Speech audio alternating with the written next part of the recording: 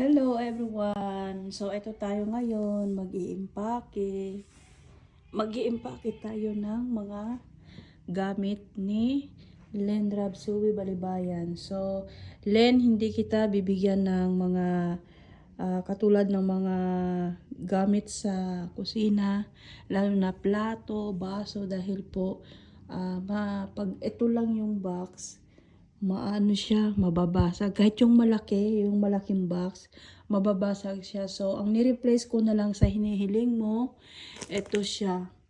Ito, good luck po ito. Kung alam mo, ito ay good luck po ito. Ceramics po iyan. Yan. Ito mga ito, ceramics. Yan. Ito pang Easter po ito. Decoration for Easter. Ayan, meron tayong biscuit. Ito pala Lin ay, ano ito, pang barbecue.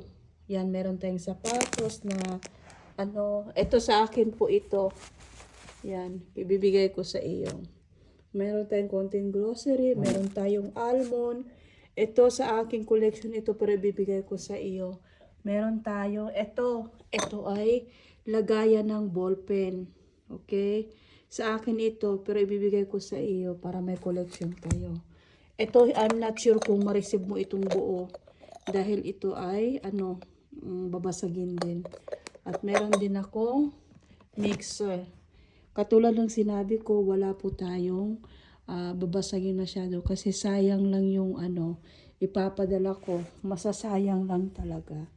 So, ito pala is, bath shower. Panglalaki po ito, bath shower. So, ito po yung para sa iyo, Len. Sana ma-enjoy at ma-appreciate mo ito. Thank you for watching.